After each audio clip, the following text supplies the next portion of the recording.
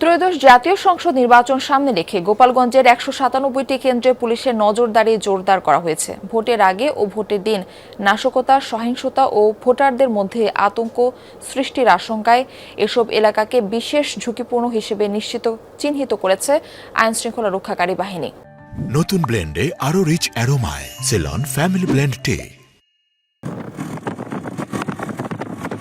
নির্বাচনে উত্তাপে গরম সারা দেশ। গেল ১.৫ মাসে গোপালগঞ্জেই ঘটে গেছে একের পর এক সহিংসতার ঘটনা।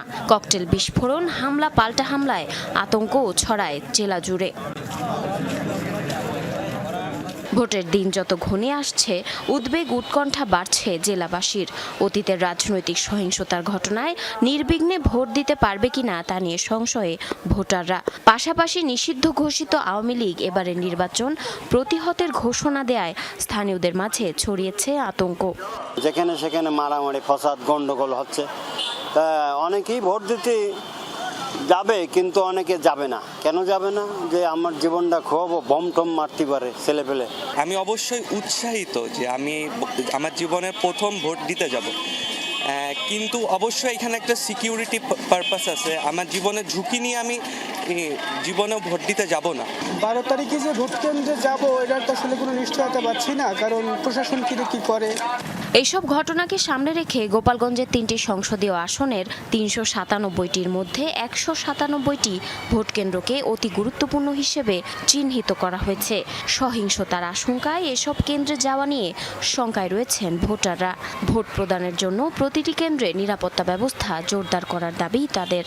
প্রশাসনের যে ব্যবস্থাটা, এটা হচ্ছে আমাদের একটু সেফলি ভোটটা দিতে পারলে আমাদের জন্য ভালো হয়, যেহেতু আমরা নতুন ভোটার। প্রশাসন যদি আমাকে সেইভাবে ভালো দিক নির্দেশনা আমাকে জনগণের পিছনে থাকে, তাহলে আমরা মনে করেন ভোট দিতে যাবো। নাহলে এটা গোপালগঞ্জ ভাই, এটা আওয়ামী লীগের এলাকায় জায়গা মনে করেন জীবনের ভয় সবারই আছে। আমার মধ্যে আশঙ্কা কন্ট্রোলকে দেখি যে নিরাপত্তা আছে, তাহলে যাবো, গ্রামে যাবো না। শতভাগ সতর্ক থেকে বিভিন্ন বাহিনী সহ সবাইকে নিয়ে সুষ্ঠু নির্বাচনের স্বার্থে কাজ করা হচ্ছে বলে জানিয়েছেন জেলা রিটার্নিং কর্মকর্তা। নিরাপত্তা বলয়ের মধ্যে সবাই আমরা আছি, কাজেই কোনো দিক থেকে কোনো বিষয়ে শঙ্কা বা দুশ্চিন্তাগ্রস্ত হওয়ার কিছু নেই। ১০০% সুষ্ঠু নিরপেক্ষ নির্বাচনের জন্য যে ধরনের পরিবেশ প্রয়োজন, সেই পরিবেশ আমরা এনশিওর করতে পেরেছি এবং এই পরিবেশ বজায় থাকবে। গোপালগঞ্জ, মাদারীপুর, শরীয়তপুর ও ফরিদপুরে অতীতের রাজনৈতিক সহিংসতা মাথায় রেখে বিভিন্ন ধরনের নিরাপত্তা পরিকল্পনা নেওয়া হয়েছে বলে জানিয়েছেন সংশ্লিষ্টরা। জানিন অর্নি, যমুনা নিউজ।